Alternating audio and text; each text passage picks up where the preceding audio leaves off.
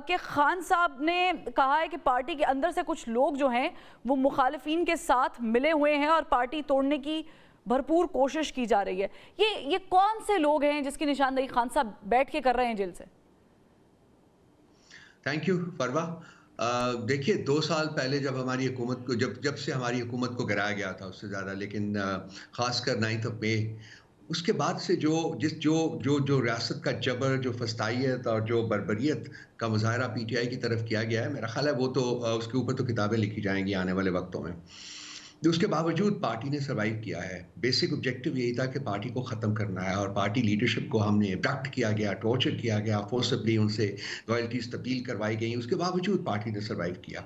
तो ये एक बहुत बड़ा, मैं फ़ील करता हूँ कि मैं अपने तय ये एक मिरेकल है कि इस सारे जबर और फसाइयत के बावजूद पार्टी सर्वाइव कर गई। लेकिन पार्टी के अंदर जैसे खान साहब ने जैसा कि आज कहा है, देयर इज़ अ पॉसिबिलिटी कि जी पार्टी के अंदर कुछ ऐसे एलिमेंट्स मौजूद हों जो कि एक ऐसा रोल प्ले करने की कोशिश कर रहे हों जो कि हमारा जो मोटिव है, हमारा जो ऑब्जेक्टिव है वो उसकी इजाज़त नहीं देता।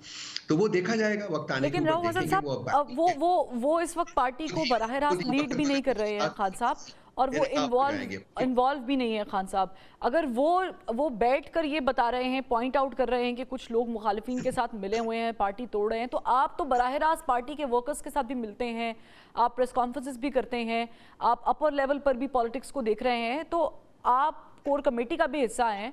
तो मुझे बताएं कि क्या आपको नहीं मालूम कि वो लोग कौन हैं?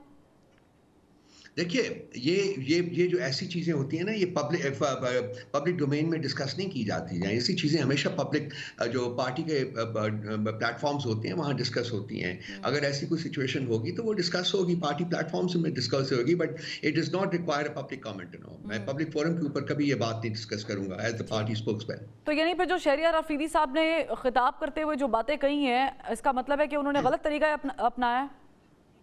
देखिए, शहरयार साहब जो हैं, वो पार्टी का एक बहुत बड़ा एसेट है, बहुत अहम एसेट है। उनकी बड़ी कुर्बानियाँ हैं पार्टी के लिए। उनकी सैक्रिफाइसेस जो हैं, वो एक मशाल राह हैं पार्टी के बाकी लोगों के लिए।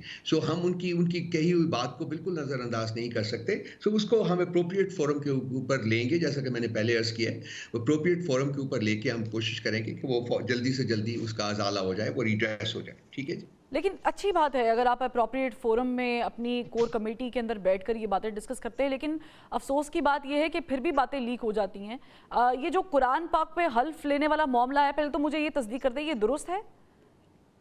नहीं, नहीं, ऐसी कोई बात नहीं हुई जी। रिसेंटली तो कोई ऐसी बात नहीं हुई जो कि मैं तस्दीक कर सकूँ उसकी। नहीं, ऐसी यानी कोई बात यानी कोर कमेटी के अंदर जो है कोई कुरान पाक के ऊपर हाथ रख के कोई हल्फ नहीं लिया गया कि यहाँ की बातें बाहर नहीं जाएंगी? नहीं। ये इंडिविजुअल लेवल के ऊपर होता रहता है जी, लेकिन as such, you know, as a matter of policy ये चीज़ नहीं है, बिल्कुल नहीं है जी।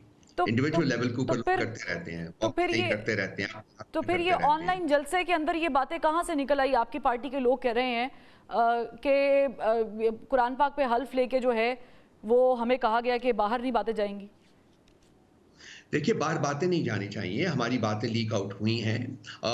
ये कोई नई बात नहीं है, ये मतलब पुरानी बात बैरिस्टर है। गौर साहब ने और ये कहा है, बाय द वे, बात बात ऑनलाइन जलसा जो हुआ बात था। सुन जी जी। बात सुन लेना जी। हम बार-बार बावर करवाने की कोशिश करते रहे हैं अपने सब मेंबरान को, काबिल कदर मेंबरान को, कि ये बातें बाहर नहीं आनी चाहिए, लेकिन कुछ रेपुटेशन हुआ है, कोई चीज़ें बाहर गई हैं, नहीं जानी चाहिए। तो वो हम once again, you know, party forums के ऊपर हम रिमीडियल स्टेप्स जो हैं वो ले रहे हैं। कोर कमेटी के साथ-साथ खान साहब ने अब शायद ये भी एक वजह हो उसकी, उन्होंने एक क्रिटिकल कमेटी जो है वो तश्कील दे दी है और 14 मेंबर्स थे और उसमें 5 और शामिल हुए हैं। आज 19 मेंबरान की कमेटी है। अब तमाम पॉलिटिकल मसले पे जो इश्यूज़ हैं, जो भी डेवलपमेंट्स हैं, वो पॉलिटिकल कमेटी लेवल के ऊपर डिस्कस की जाएँगी।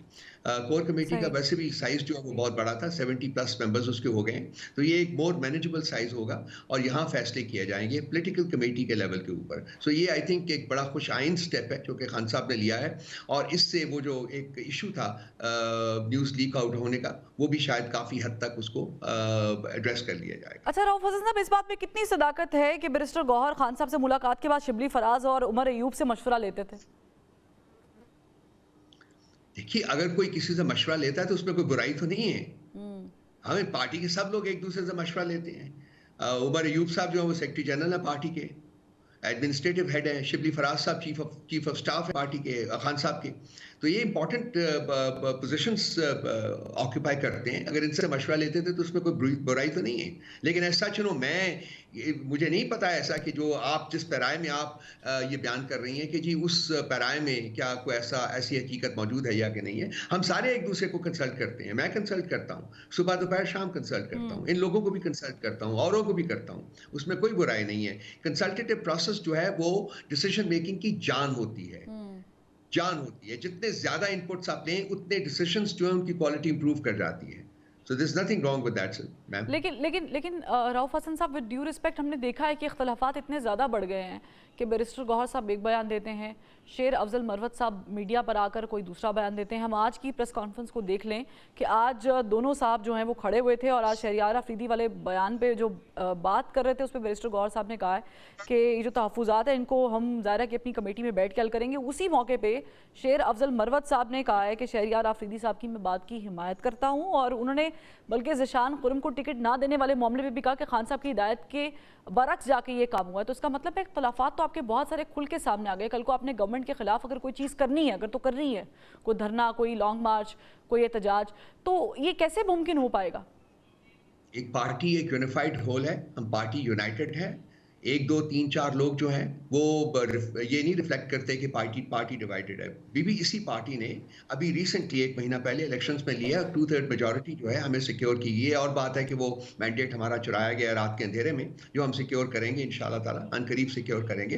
तो पार्टी के 1 2 लोग अगर डिफरेंटली भी सोचते हैं तो इसमें कोई मुज़ायका नहीं है, कोई बुराई नहीं है, कोई इसमें इतना बड़ा इशू नहीं है कि जी हम फील करें कि जी पार्टी खत्म हो गई। पार्टी हमारी ना सिर्फ मौजूद है, वो और वक्त के साथ और मजबूत हो रही है। बीबी ये इख्तलाफात है, ये वक्ती इख्तलाफात होते हैं, इनको एड्रेस कर लिया जाता है और ये एड्रेस कर लिए जाएंगे। Don't worry about. तो आप लोगों का प्लान क्या है रऊफ हसन साहब? ईद के बाद कोई प्लान है एहतजाज, लॉन्ग मार्च का हुकूमत के खिलाफ? देखिए लॉन्ग मार्च का लफ्ज़ तो नहीं हमने इस्तेमाल किया अभी तक। हम लोग पॉलिटिकल जो एक कैंपेन है वो शुरू कर रहे हैं। 12 तारीख को हमारा ईद के बाद हमारी मीटिंग होगी अख्तर मैंगल साहब के घर में बलूचिस्तान में, और वहाँ हम जलसों का जो पूरा शेड्यूल है वो अनाउंस करेंगे।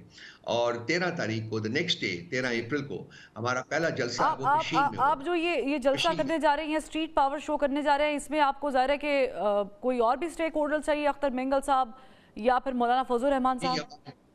ये 6 जमातों की आप प्लेटफॉर्म है जो कि हमने कॉन्स्टिट्यूट किया है। इसमें मौलाना फजल रहमान साहब अब शामिल नहीं है। शायद वो आने वाले वक्तों में शामिल हों, शायद ना हो, उनके बारे में कुछ कहा नहीं जा सकता।